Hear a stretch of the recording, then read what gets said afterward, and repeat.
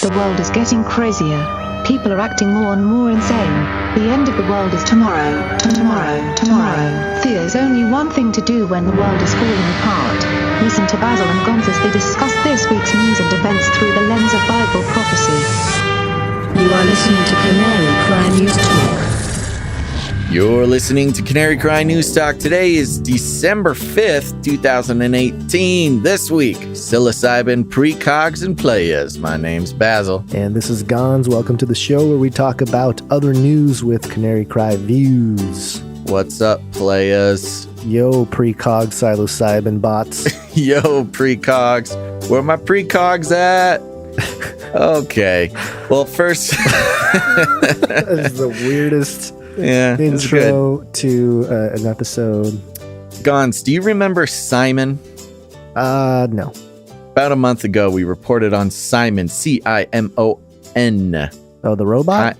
Come on, it kind of looks like. Yeah, he's the robot we sent up. You and I personally sent up to the International Space Station. He's kind of the first model of what we would think of as like a HAL, you know, this spaceship robot who kind of helps the crew out. CIMON was sent up to help morale as well as kind of, I don't know, some light utility purposes. He has like a bunch of instructions for certain experiments. He can do math really fast. He can do math. He can play music, and he's supposed to be kind of a conversational friend when the astronauts don't want to talk to each other. Well, he made it. He made it all the way up there. And problem is he's having a little bit of glitches. I'm just going to go real quick. This is a little update. So this is gizmodo.com. In terms of glitchy behavior, we're not quite at HAL 9000 levels just quite yet, but during the debut demonstration of the International Space Station's new AI-powered robot, CIMON, the free-floating device displayed some rather questionable behavior. CIMON, short for Crew Interactive Mobile Companion, is the first interactive flight companion to take part in the ISS mission. The $6 million basketball-sized robot was built by Airbus under contract awarded by the German Aerospace Center. The purpose of the project is to see if an artificially intelligent robot can improve crew efficiency and morale during longer missions, including a possible mission to Mars. Okay, let me skip down to where the actual glitches were. Okay, here we go. Things go smoothly at first as German astronaut Alexander Gerst with NASA astronaut Serena Anion, Chancellor looking on, asks CIMON some basic questions. CIMON capably tells Gerst his name and where he's from, while also demonstrating his ability to tilt his smirking robotic face.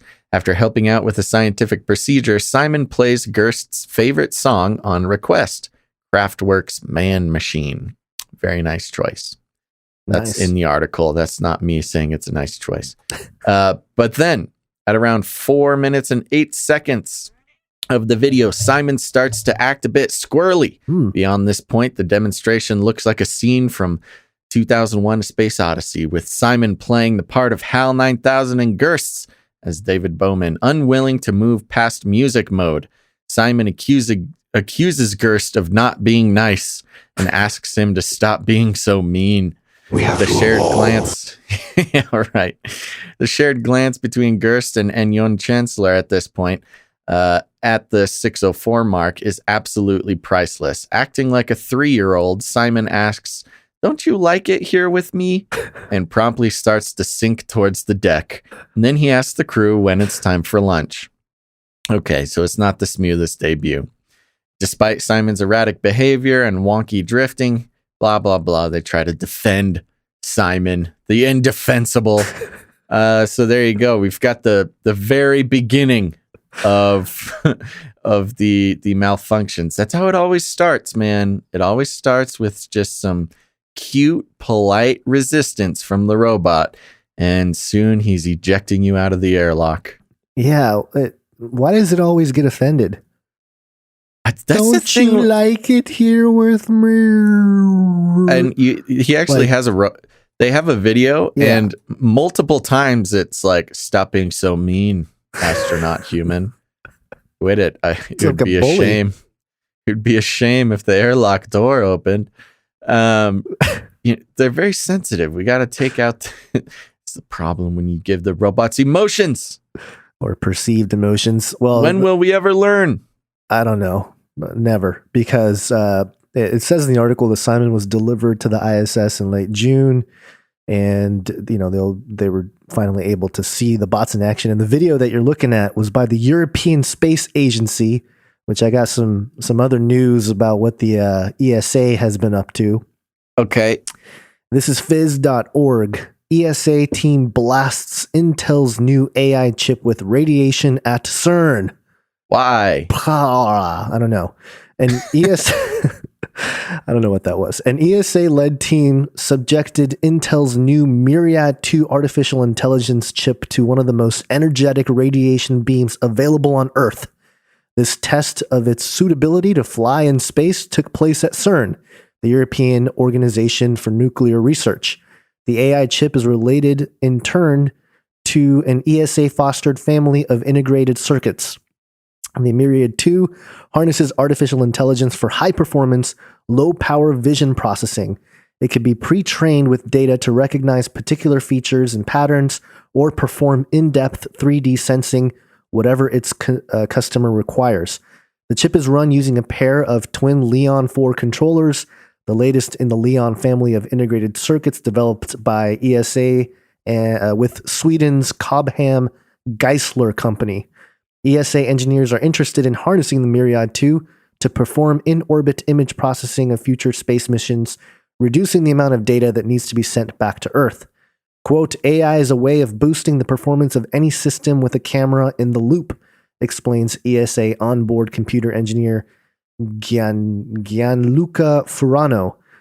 Quote, by autonomously figuring out the distance of an object from a camera and how fast it is moving, it can take many more and better images.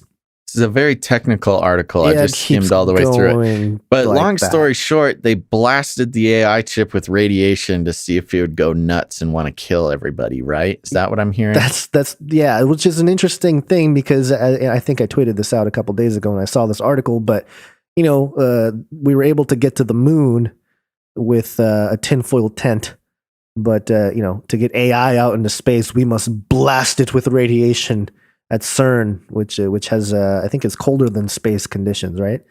In the collider there.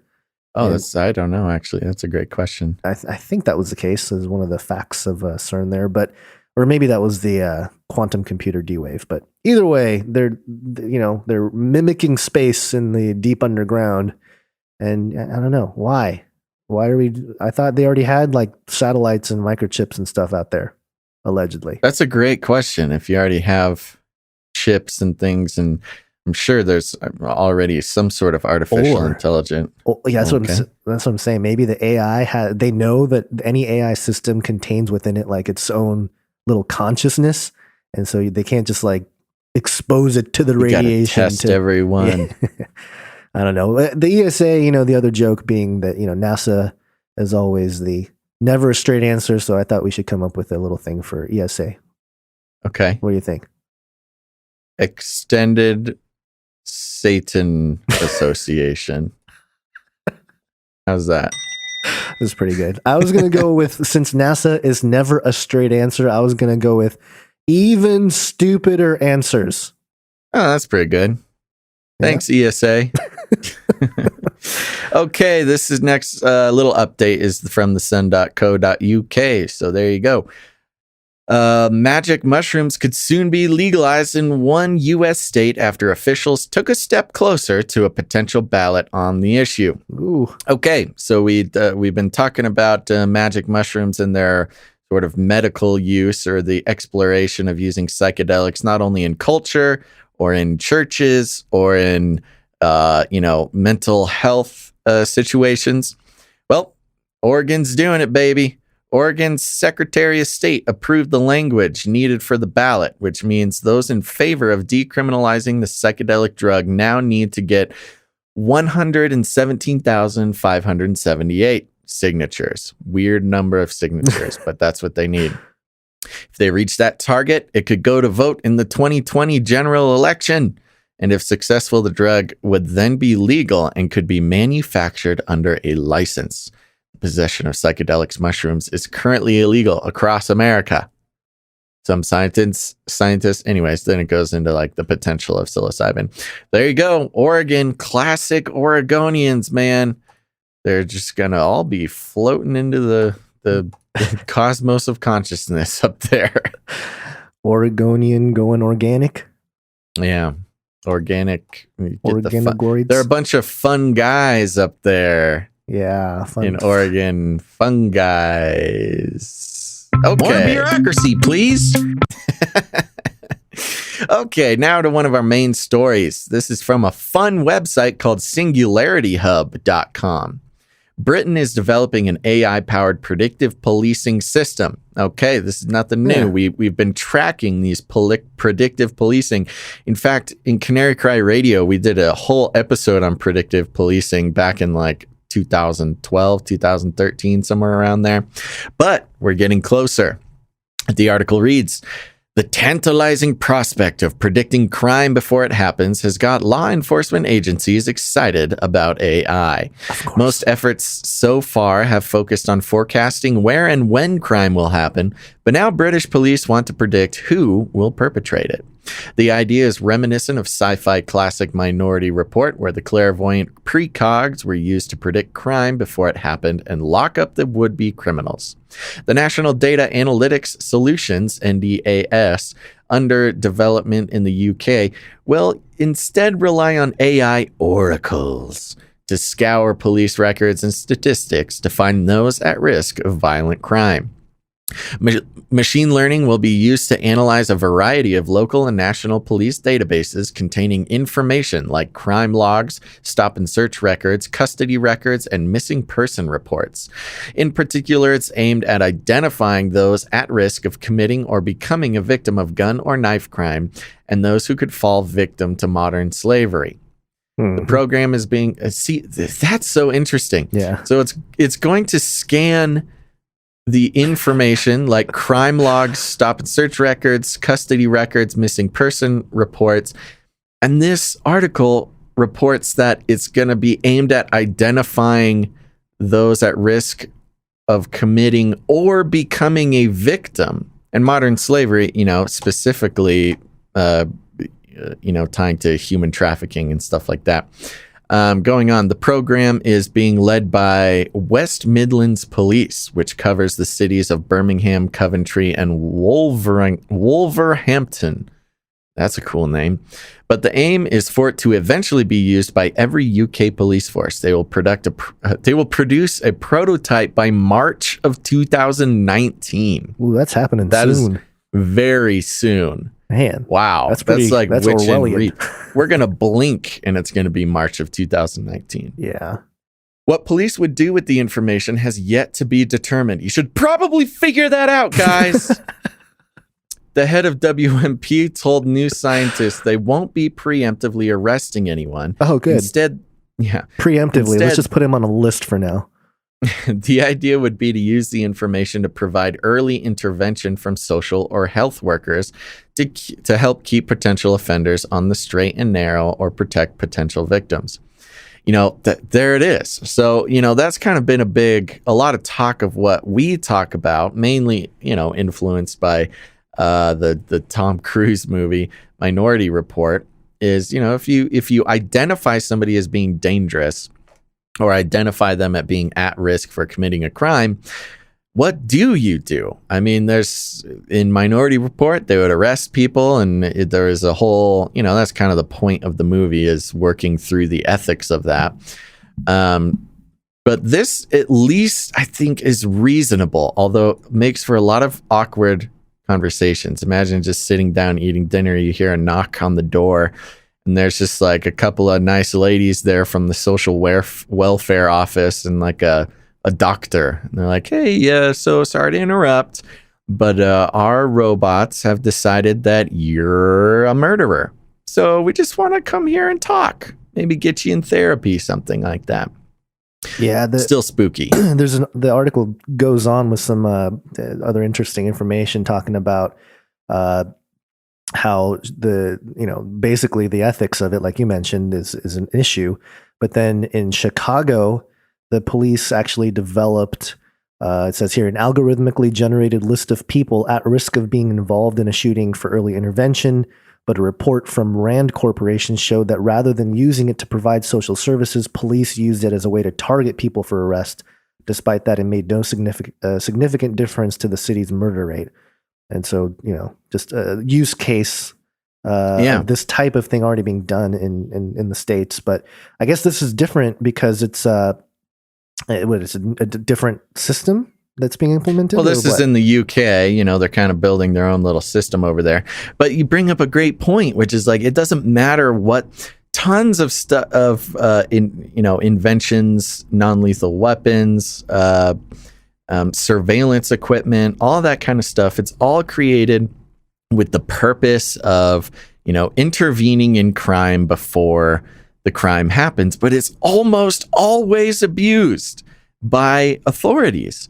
I mean, even back in the time of Nixon, the wiretapping was abused. And now, we constantly see, for instance, tasers, which are, they're supposed to be a non-lethal sort of way to settle someone down, just calm down the situation. And, you're constantly hearing of police overuse of tasers and kind of liberal use of the taser, which is not power, right, which is not entirely like safe. Like people die all the time from being over tasered, which is a term that I'm now working on. But to continue on the article. But data ethics experts have voiced concerns that the police are stepping into an ethical minefield they may not be fully prepared for. Last year, WMP asked researchers at the Alan Turing Institute's data ethics group to assess a redacted version of the proposal, and last week they released an ethics advisory in conjunction with the Independent Digital Ethics Panel for Policing. While the authors applaud the force for attempting to develop an ethically sound and legally compliant approach to predictive policing, they warn that the ethical principles in the proposal are not developed enough to deal with the broad changes this kind of technology could throw up. And that, quote, frequently the details are insufficiently fleshed out and important issues are not fully recognized. The genesis of the project appears to be a 2016 study carried out by data scientists for WMP that used statistical modeling to analyze local and national police databases to identify 32 indicators that could predict those likely to persuade others to commit crimes. These were then used to generate a list of the top 200 influencers in the region, which the force said could be used to identify those vulnerable to being drawn into criminality. That's very interesting. So they identified 32 indicators that could predict those likely to persuade others to commit crimes. Yeah. So they're not even picking out the people who they think would commit them. Yeah, right. They're going one layer under the onion to the provocateurs. They're influencers. They're influencers. Yeah. Yeah, that's very interesting. I don't know how I feel about that. Because that can turn into anybody. That could be a celebrity. That could be I'm sure any public figure. They would say our president matches that. An influencer of, if you listen to the liberal media, he certainly is an instigator of violence as far as they're concerned. The ethics review notes that this kind of approach raises serious ethical questions about undoing the presumption of innocence and allowing people to be targeted even if they've never committed an offense and potentially would never have done so. So there you go. And you already talked about the Chicago use case.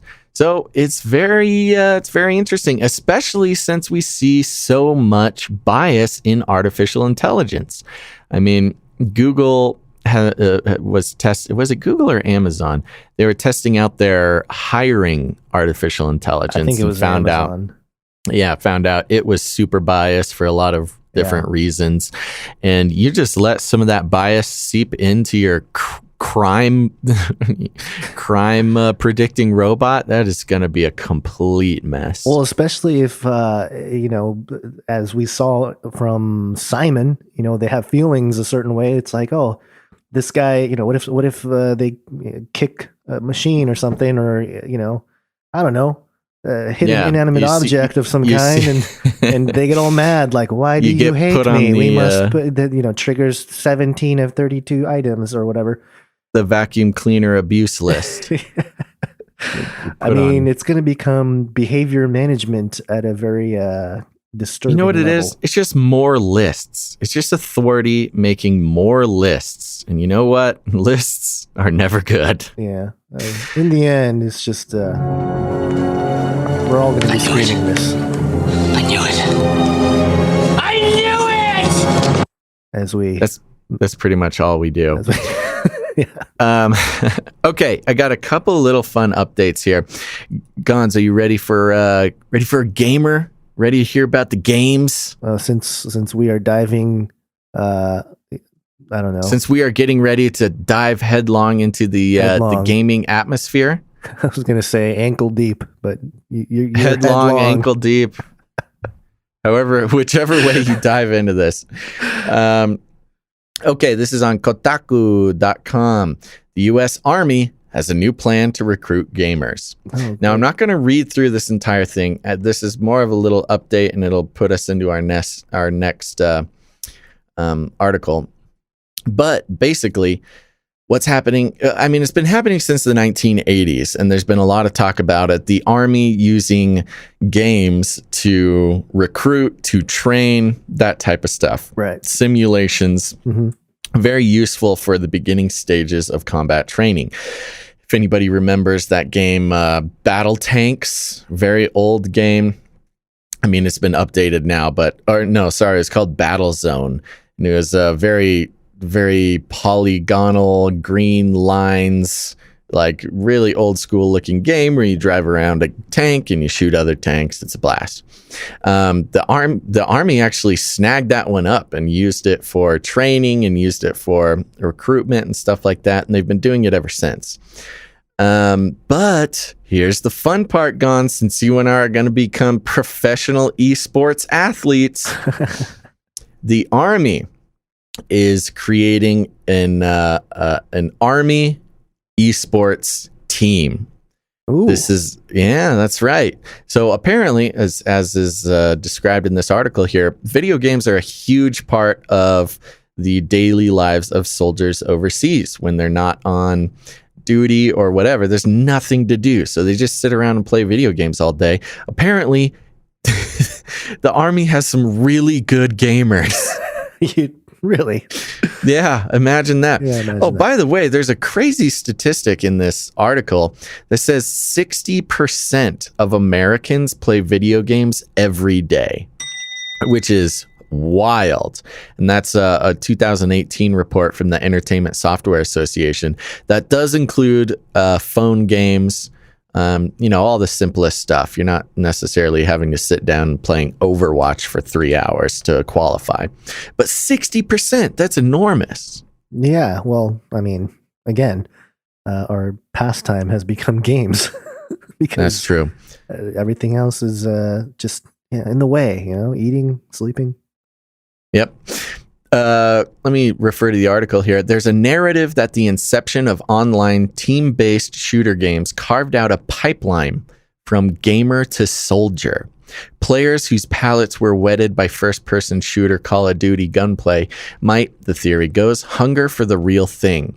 In articles titled, quote, "Is America's Army a video game, a recruitment device, or a violent training tool?" End quote.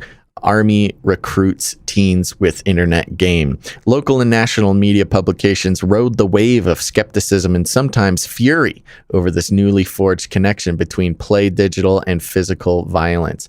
Yes, there was an easily dismissed parental hand ringing over early 2000s first-person shooters, where there were also legitimate reasons that gamifying the ugliness of war might glamorize a line of work that has a high rate of PTSD and trauma.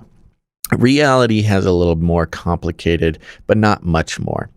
And then it goes a little bit more into the history of it. But what I thought was very interesting, given our, by the way, those who have gone to twitch.tv/Canary Cry Radio or gone to twitch.com and followed the Canary Cry Radio channel, thank you very much. We're up to almost 40 followers now, but I think there's more of you out there. So if you haven't done it yet, again, I consider it a personal favor to myself. Go to twitch.tv and search for Canary Cry Radio or twitch.tv/Canary Cry Radio. Give us a follow.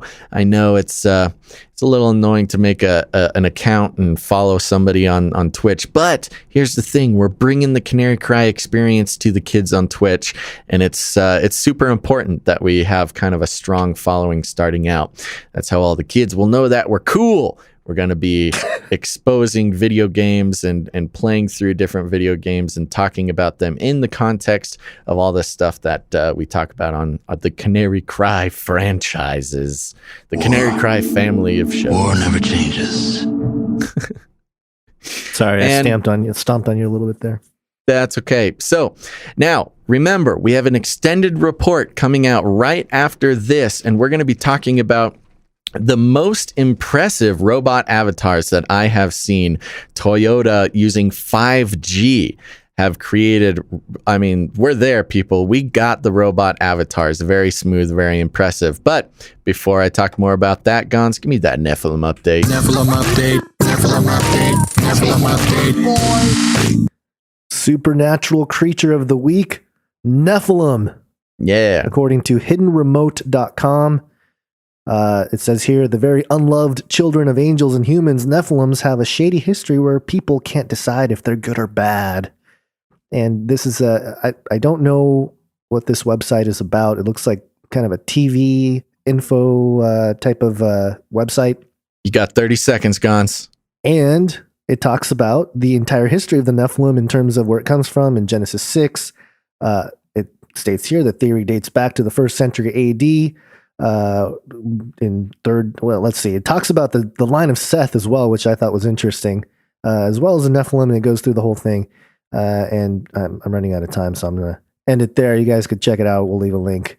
And there you go. It's very funny. It's about the supernatural show. TV show, and they're just coming out with it, just straight up giving the Nephilim gospel, whatever it is. Yeah. They love Nephilim on that show. All right, folks, if you want to hear the extended report where we're going to go another half hour to an hour, we're going to be talking about virtual reality in schools. We're going to be talking about the new wave of music and lighting being controlled, and we'll be talking about the new Toyota robot avatars, which are very impressive. Also has to do with some 5G, so you're going to want to hear that. You can head to patreon.com/CCNT. Get involved, people. Thank you so much. And hey, you still got friends who are listening to the regular news. Get them on over here. Listen to the Canary Cry News Talk. That's right. Go out there, rattle some cages. Dude, we had the sickest fellowship last night. I want to shake things up, stir up some controversy, rattle a few cages. Hey, stop that! You'll never silence me. I'm the last angry man, a crusader for the little guy. Leave the bird alone. Never. Rattle a few cages. Rattle a few cages. Called it. That's right, everybody. Thanks for listening to this episode of Canary Cry News Talk, and make sure to tune in next week. But until then, think outside the cage.